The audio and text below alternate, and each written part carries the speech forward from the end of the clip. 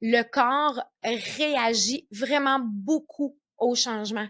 Il aime pas le changement, lui, fait qu'il va toujours vouloir résister à ça. Bienvenue sur le Méno Show.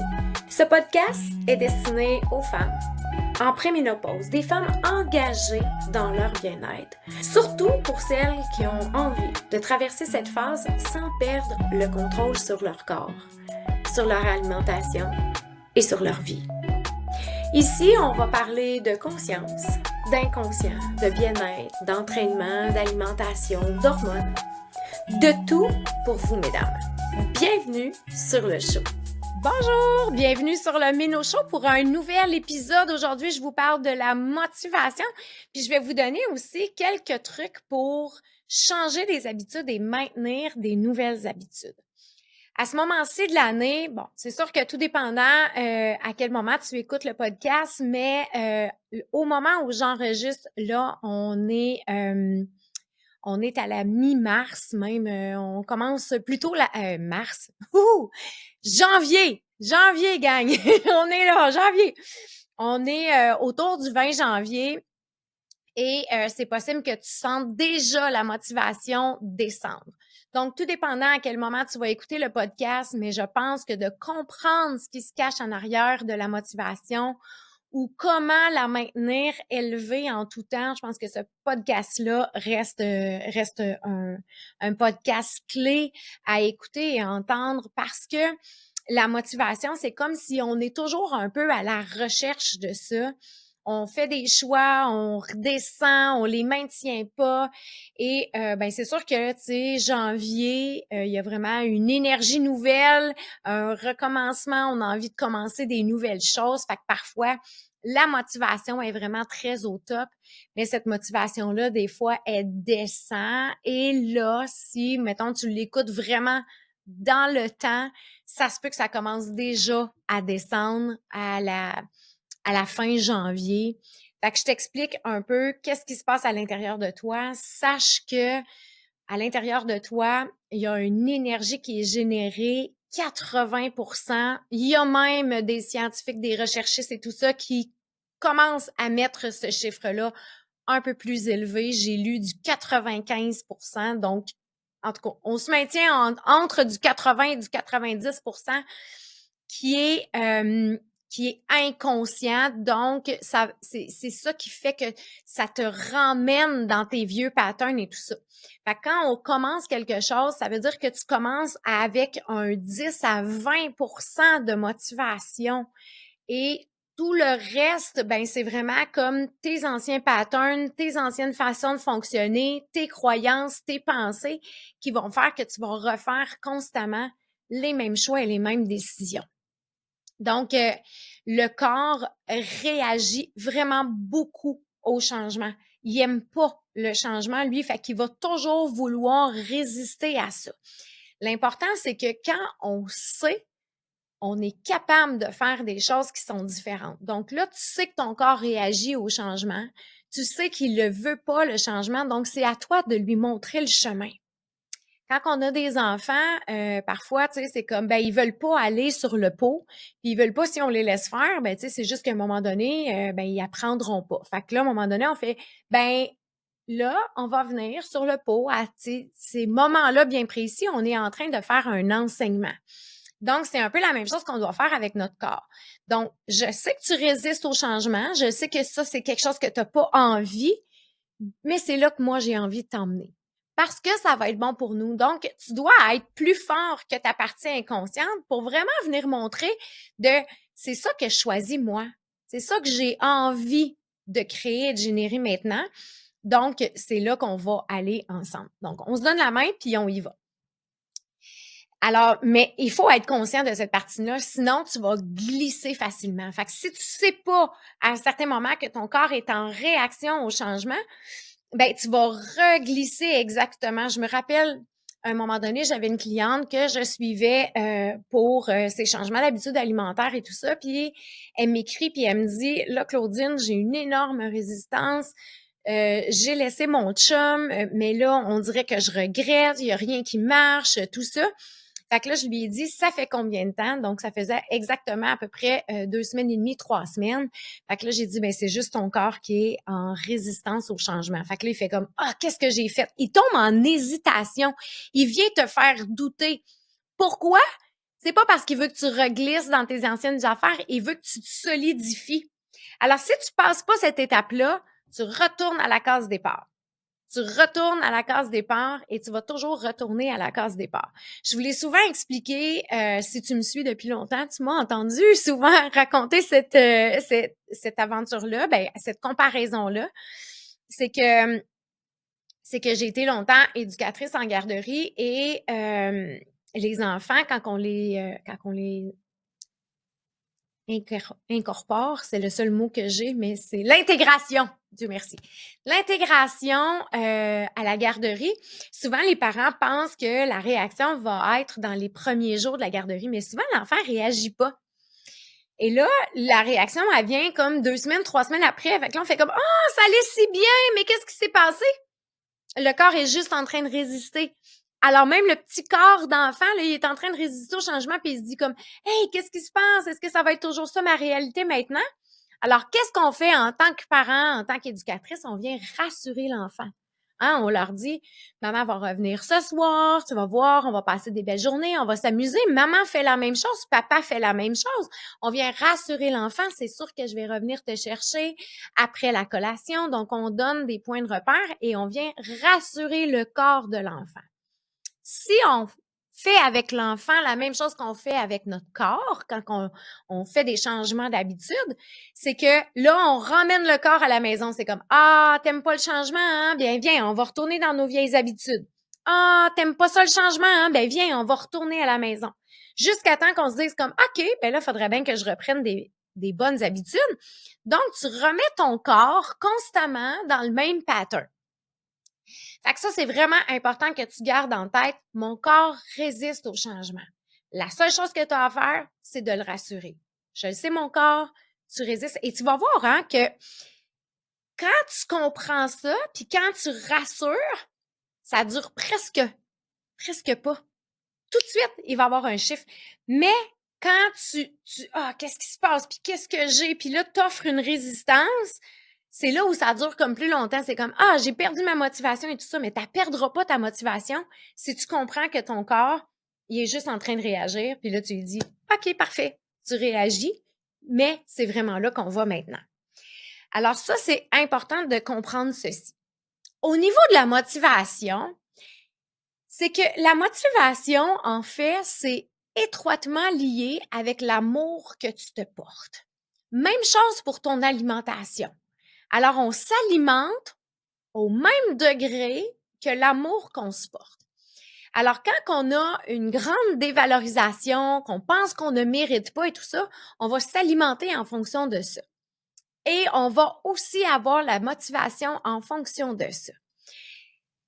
Si tu trouves que tu ne vaux pas la peine, si c'est, tu sais, il y a des discours intérieurs qui circulent et c'est à toi de t'observer puis de vraiment venir voir qu'est-ce qui bouge, qu'est-ce qui est là à l'intérieur de toi. Et ça va vraiment venir comme, c'est ça qui est important que tu comprennes. C'est que c'est étroitement lié. Donc, si tu veux un changement par rapport à ta motivation, si tu veux un changement par rapport à ton alimentation, tu dois revenir à l'intérieur de toi puis commencer à te porter un peu plus d'amour que ça. Tu sais, des fois, on voit des gens qui ont des petits animaux de compagnie puis ils vont passer beaucoup de temps à regarder les ingrédients sur l'alimentation qu'ils veulent leur choisir. Puis c'est quoi, qu'est-ce qui est là-dedans? On veut choisir pour l'animal de compagnie la meilleure bouffe possible. Et parce qu'on les aime beaucoup, nos petits animaux de compagnie, puis on veut qu'ils soient en santé, puis on veut qu'il y ait un beau poil, puis on veut que ci, puis on veut que ça, puis on veut les garder longtemps. Donc, on est capable de faire ces choix-là. Mais pour nous, c'est non. Tu sais, c'est comme facile de pas faire ce choix-là pour nous, mais c'est facile de le faire pour un petit animal de compagnie. Donc, reviens voir, puis reviens revisiter à l'intérieur de toi ce que tu penses de toi, la façon que tu as envie de t'aimer, la façon que tu te valorises, l'importance que tu t'accordes. et commence à faire des choses par amour pour toi. Si tu as perdu ta motivation, si tu manques de motivation, mais c'est peut-être que tu ne fais pas les choses pour la bonne raison. Hein, souvent, on le fait, bon, justement, si tu le fais exactement juste pour la perte de poids, ben ça fonctionnera pas. Ça fonctionnera pas ou ça va fonctionner un temps puis tu vas le reprendre. Parce que c'est pas ça que ton corps il veut. Ton corps il veut que tu le fasses parce que tu l'aimes, parce que c'est bon pour toi, parce que c'est bon pour ton cœur, ton organe principal, parce que c'est bon. Il veut que tu connectes avec ces ressentis-là. Donc, si tu es connecté seulement à la perte de poids, à l'apparence, au plaire ou ne pas déplaire, ce ne sont pas une belle vibration, ce ne sont pas une belle motivation et cette motivation-là, tu vas la perdre. Mais si par contre tu connectes au ressenti de ton corps et à qu'est-ce que ça vient procurer, ça, ça va. Ça ne cessera pas de grandir parce que tu vas toujours vouloir ce ressenti-là et cette connexion-là. Moi, j'ai eu, dès l'âge de 19 ans, on m'a dit que j'avais des pierres au foie. Fait que j'avais commencé à faire des crises de foie, beaucoup, beaucoup d'inconfort. Et moi, ben, j'ai préféré les garder, mes pierres au foie. Je les aimais. J'ai dit: «Ils sont à moi, je les garde». Hem, donc, heu, donc j'ai décidé de les garder. Ce que ça l'a fait, c'est qu'il a toujours fallu que j'upgrade mon alimentation. Donc, tu sais, mon corps, au début, c'était comme, mettons, ben, tu sais, je mangeais vraiment pas bien, là, à 19 ans, quand j'ai fait ça, j'avais de la poutine régulièrement ou des choses comme ça. Fait que, tu sais, c'est comme, OK, ça, c'est pas bon pour moi. OK, là, il a réagi à des noix. Il a réagi à, tu sais, il a réagi à des choses que j'ai appris à faire attention puis à avoir une alimentation qui était beaucoup plus saine. Pourquoi? Parce que j'avais pas envie d'être inconfortable. Pourquoi? Parce que je voulais pas ravoir une crise de foie. Donc, ma motivation était comment j'ai envie de me sentir demain. Comment j'ai envie, tu sais, même chose avec l'alcool, tu sais, c'est comme, moi, si je bois plus que 2 verres de vin, là, je dors pas bien, c'est comme inconfortable ou ma nuit est pas belle. J'y pense avant d'en prendre plus que 2. Comme, comment j'ai envie que ma nuit soit, puis quelle énergie j'ai envie d'avoir demain. Ça, c'est par amour pour soi. Je m'aime assez pour me faire attention, pour avoir une belle nuit. Je m'aime assez pour venir prendre soin de moi. Je m'aime assez pour. Ça, là, c'est la motivation première qui doit être. Puis, c'est important de comprendre que ces motivations-là sont toujours en évolution. Hein? Tu sais, c'est comme, en premier, bon, mais c'était à cause que j'avais mes crises de foie. À un moment donné, ça a été comme pour plus. Puis là, à un moment donné, pour plus de bien-être, pour plus de liberté, pour plus de... Il y a eu plein de raisons, mais ces raisons-là sont toujours en, en augmentation, en augmentation de bien-être dans lequel j'ai envie de me sentir. Et comme on est des êtres en évolution constante, ben, on évolue constamment. Donc, on n'a pas le choix de réévaluer les pourquoi on le fait puis la motivation. Donc, c'est vraiment important que tu viennes connecter à tout ceci, que tu saches que ton corps réagit et de venir voir vraiment le pourquoi tu le fais. Il y a une cliente cette semaine qui est en surpoids et qui veut reprendre des bonnes habitudes, qui veut comprendre qu'est-ce qu'elle a à l'intérieur d'elle. Et on a travaillé cette motivation-là parce que c'est décourageant quand on a beaucoup de poids à perdre que la seule motivation, ce soit pour la perte de poids. C'est comme si le corps, ça ne tente pas de le faire pour ça. Et ton corps, il t'envoie, ça ne tente pas parce qu'il veut que tu changes de vibration. Il veut pas que tu le fasses juste pour ça. Parce que sinon, tu vas recommencer constamment. Fait qu'il veut que tu trouves un autre why. Fait qu'elle, on a essayé ensemble de trouver parce que les réponses, c'est pas moi qui les ai, c'est toi qui les as à l'intérieur de toi. Mais ce qu'elle a envie maintenant, c'est de prendre soin de ses organes qui, là, présentement, baignent dans une graisse viscérale. Alors, des organes qui sont dans un bain de gras, ben, ça fait pas des organes en santé. Donc, sa motivation est devenue beaucoup plus grande à la fin de la rencontre parce qu'elle a compris pourquoi. Elle a compris que ses organes étaient assez importants puis qu'elle avait envie de donner de l'amour à ces organes-là pour les sortir de cette graisse viscérale-là qui est inconfortable. Fait que regarde vraiment le pourquoi tu le fais. Si tu manques de motivation, reviens revisiter à l'intérieur de toi qu'est-ce qui se passe au niveau de la motivation. Et ce que j'ai envie de te partager pour que ce soit encore plus facile pour toi de comprendre puis d'instaurer des nouvelles habitudes parce que c'est facile de faire des choix puis c'est facile de pas maintenir ces choix-là. Et la motivation, ben c'est ça, c'est une constance, hein, tu sais, c'est comme on doit évoluer dans le temps là-dedans. Fait que mon meilleur truc pour maintenir des bonnes habitudes, c'est commence par avoir une vision, hein, premièrement, de où tu as envie d'aller et comment tu as envie de te sentir. Puis deuxième chose, c'est pour créer une nouvelle habitude, mets-le à la suite d'une autre habitude. Moi, dernièrement, ben, j'ai commencé un peu avant janvier, mais comme vraiment assidûment en janvier, j'ai commencé à instaurer de respirer plus consciemment durant la journée. C'est-à-dire que quand on commence des journées, des fois, à faire du bureau à 8h30, puis qu'on on quitte le bureau à 4h30, puis qu'on a plusieurs clientes back-à-back, puis entre ça, on répond à des messages et tout ça, il y a plusieurs personnes qui sont dans la même réalité que moi. Donc, on se retrouve en fin de journée que c'est comme, oh my God, on dirait que j'ai pas respiré. En tout cas, moi, pour moi, c'était une réalité, ça.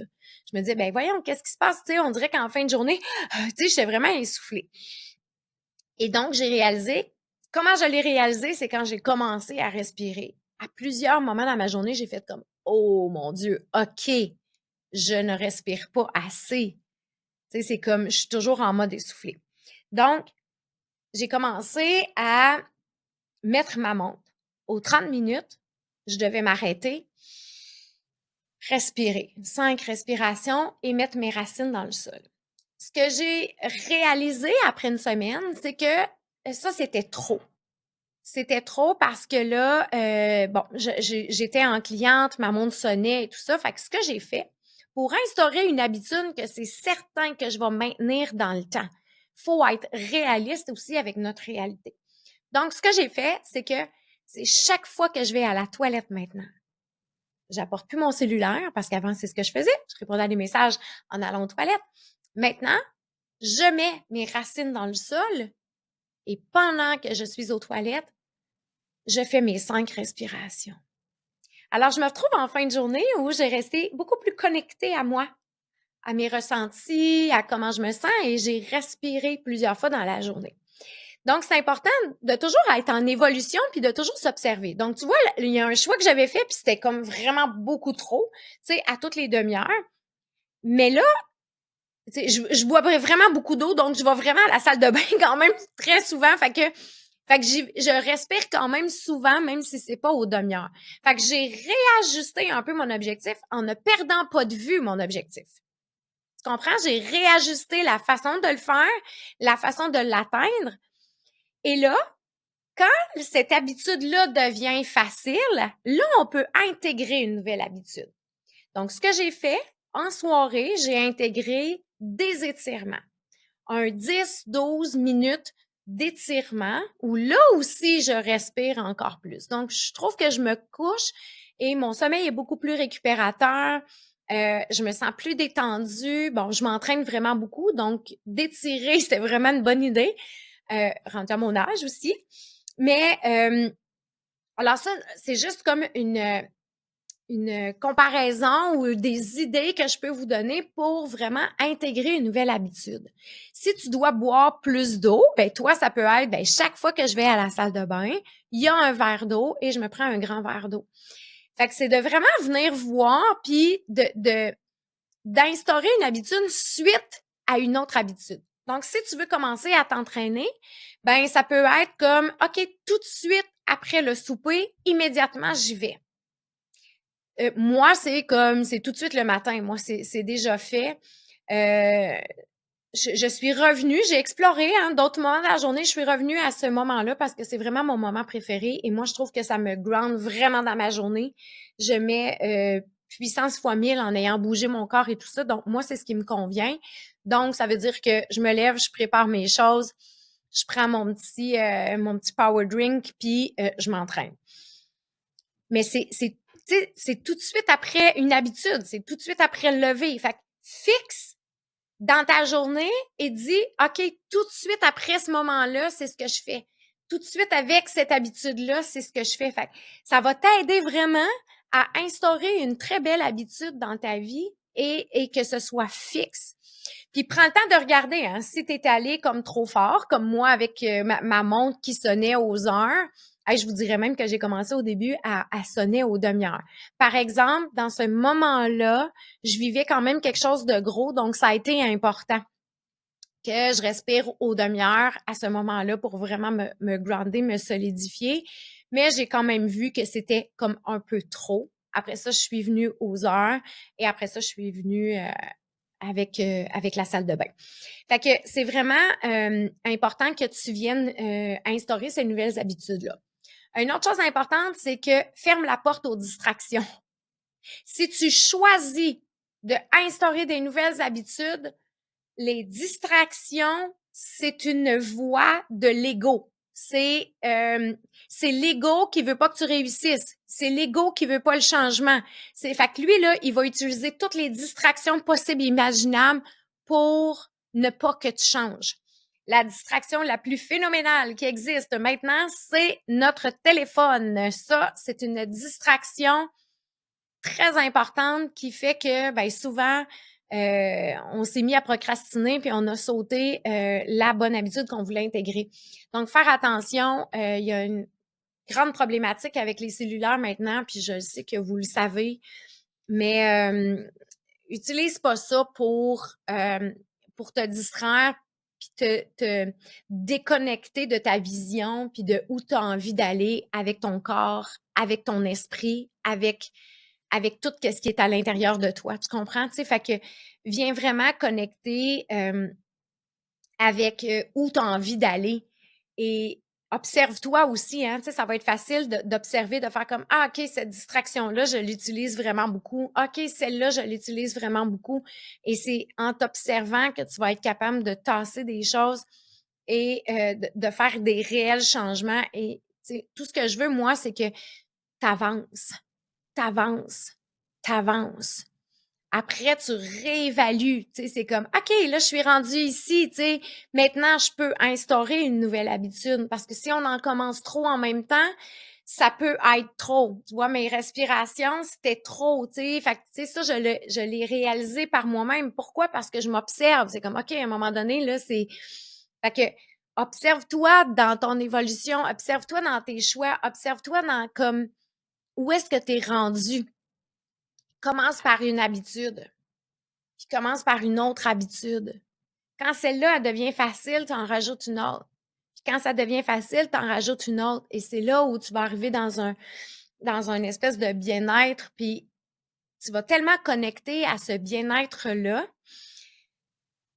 ça veut dire que là, tu la perdras plus, ta motivation.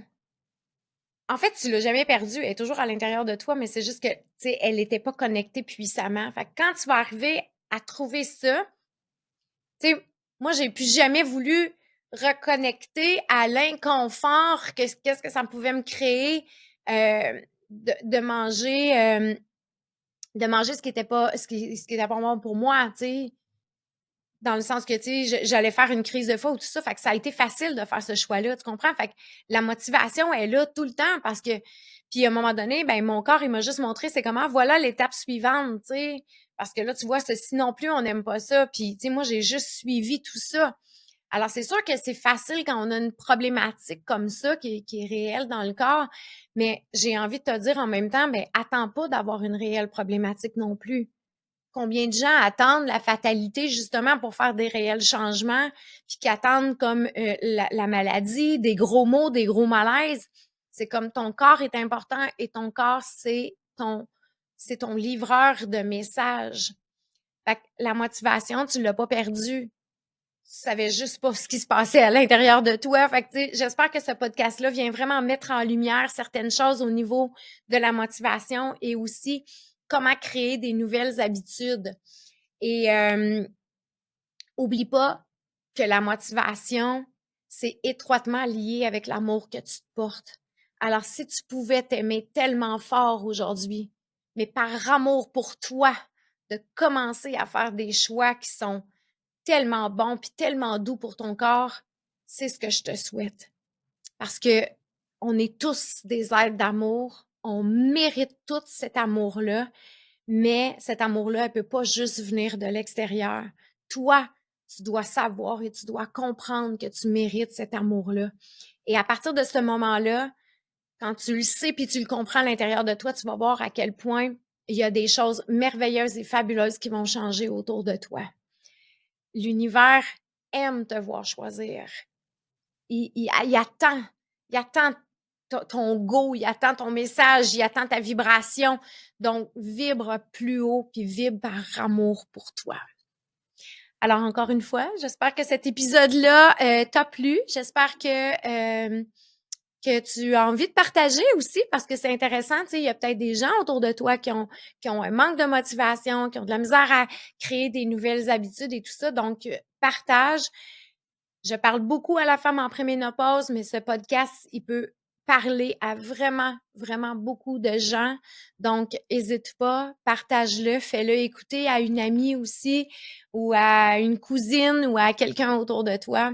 Mais merci d'être là, merci de repartager. Ça me fait tellement chaud au cœur de voir que mes messages peuvent résonner dans vos oreilles, mais surtout résonner à l'intérieur de vous parce que j'adore la mission que j'ai, c'est de créer un vent de changement pour vous, mais ce vent de changement-là, je le sais qu'il part de l'intérieur, fait que juste de venir mettre ça en lumière.